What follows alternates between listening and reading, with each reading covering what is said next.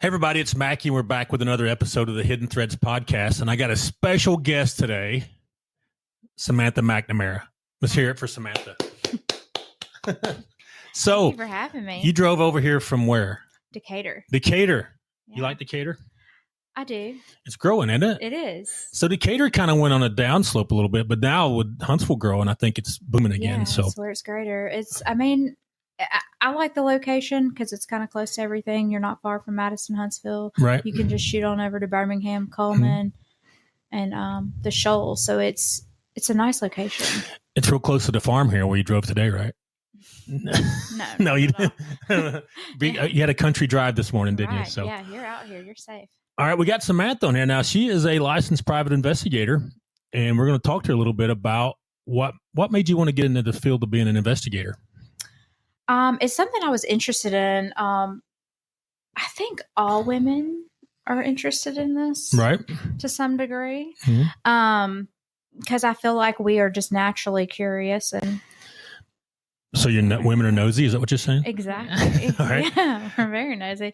So, I worked for a police department. I did dispatch, and so I kind of got a little bit of that, but I didn't want to get into law enforcement. And then I worked as a paralegal, and that required a lot of research, and I love the research aspect of it. Okay.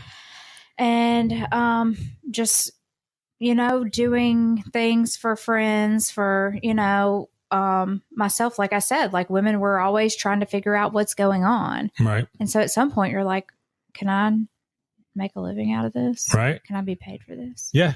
And it turns out you can. You can get paid, right? Okay. Yeah. You've been working for me. Well, you worked for a little while, then we stopped and you came back, I don't know, a couple years? Yeah. All right. You do a great job, by the way. Thank you. I appreciate it. Very easy to, like, I don't have, when I send you and stuff, you're kind of like, okay, you just run with it and go get it done. Not a lot of complaining. I do get that, by the way. I get complaining, really, and belly aching and stuff. We'll talk about that after. Right. This. I want to know him. Okay, you're nosy, right? Yeah, you got to explore. So, what advantages do you think women have when they're in this field? Oh, I think women have a lot of advantages in this field, and I think that men would agree with that too. I mean, if you send me into say a bar, for instance, and I'm by myself, I feel like I may not look as out of place, or people may not suspect me as much as if I'm sitting there taking selfies, or am I? Right. Or, I just feel like, too, whenever I'm, running surveillance on someone, a lot of times I may have a car seat in my back seat. I'll get out of my car, open the back, and I have soccer balls falling out. Nobody's looking at me like, this. But I feel like sometimes people are more suspicious of men. And then in process service and things, I feel like that helps with women because I feel like we're just not as intimidating. People don't seem to get as upset. Right. So I've been told I look like a cop. Yeah.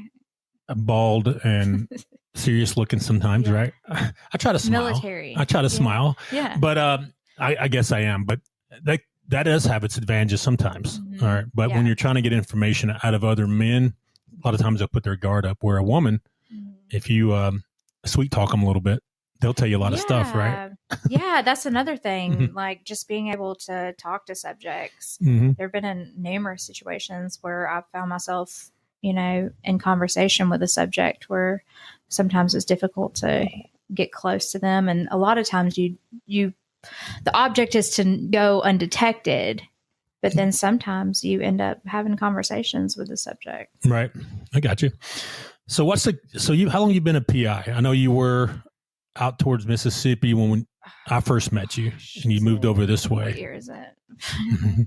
Maybe like 5 years. All right. What's the craziest one you worked? Craziest case? I actually took notes for I got here. Did you? I did, because I'm like, oh gosh, that's a hard, I think maybe the craziest it wasn't that long ago. I don't even know if I've told you about this, but I found a dead body. Okay. You didn't. Truck. I want to hear about it. Yeah. So I found this dead body. Somebody called me about a missing persons case, and I was on the way to Huntsville to do a different job. And I was like, it was in Decatur at that Raceway gas station right there where you turn to go in the bridge and from the Beltline.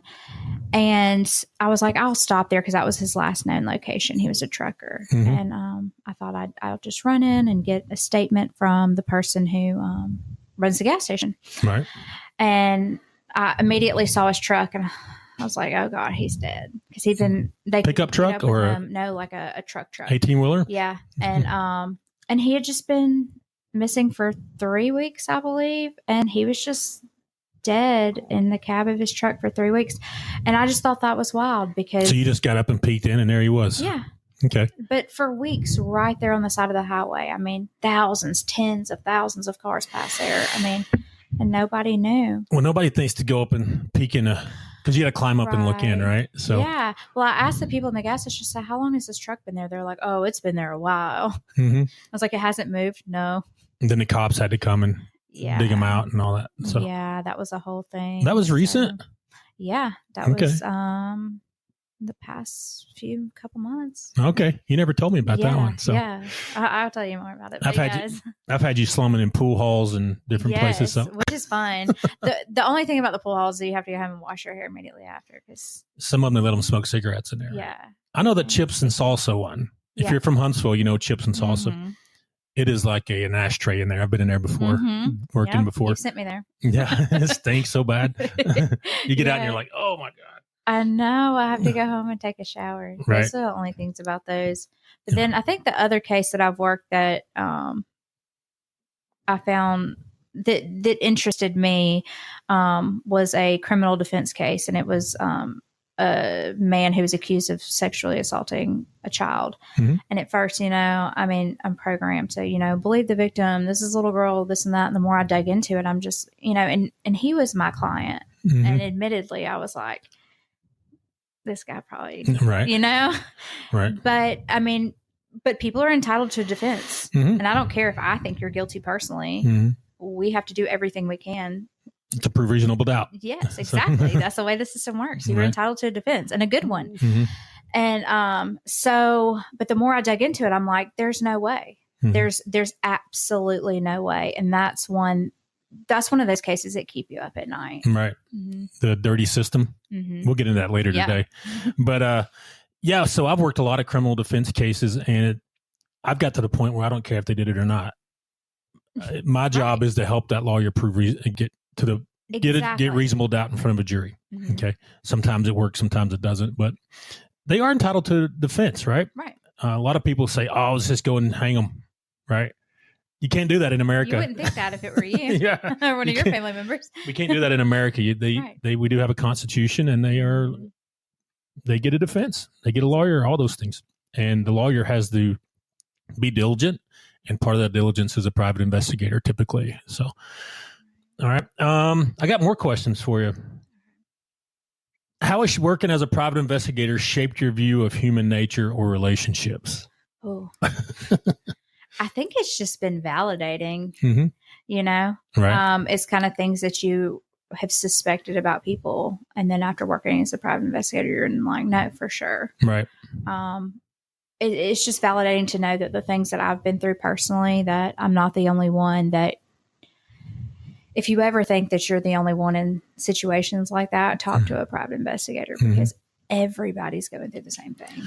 So I get multiple calls per day and everybody's like, this probably sounds crazy to you. Yes. I'm like, no, it doesn't. No, I've heard this 4 times today.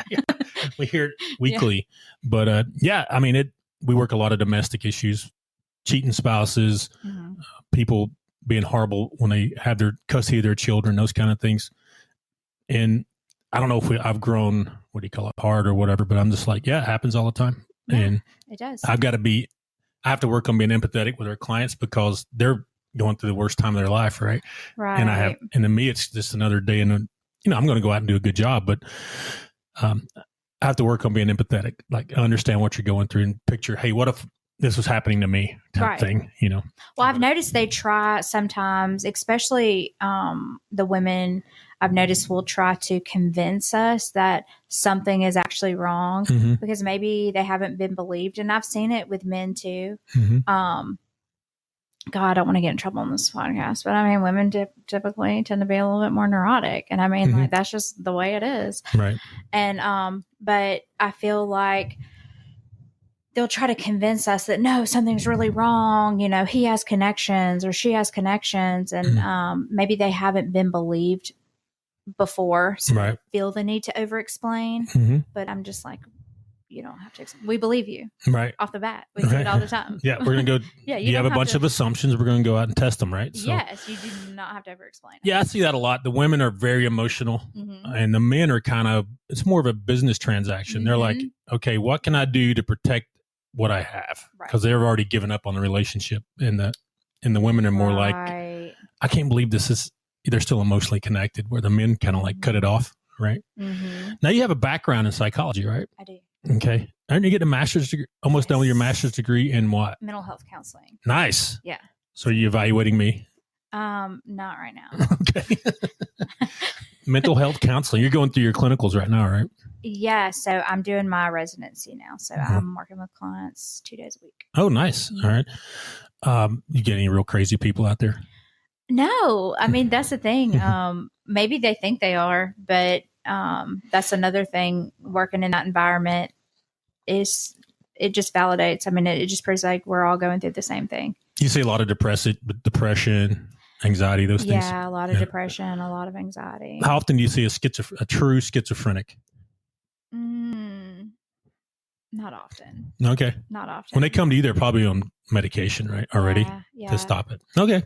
I think I've personally seen one. Okay. Were they acted out in front of you? No, not even acted out. I think that the ones, well, I've seen one in this particular setting, but the ones that I've seen before, you know, outside of this, they tend to be very like afraid of themselves and have a lot of anxiety, and they understand that they have schizophrenia. Right. So something I've seen a lot of them do is they record a lot of things because they don't know, is this reality or is this not? And so they're constantly checking. So if anything, I see they can get pretty depressed because they're afraid of themselves. Right. Okay. Yeah. Interesting. Yeah. Right. Are you going to make a career out of the mental health, or are you going to make a career out of PI stuff? I don't know. They're so similar. They really are. Asking questions and getting to the bottom of stuff, right? Yeah. Right. Yeah. Interesting. It's good stuff. Both. Right. All right. We're going to go ahead and close this one up. Okay. And then we're going to take a break, and we're going to come back and talk about some more topics and see if you can enlighten us. Okay. All right. All right. Good. We'll be back soon.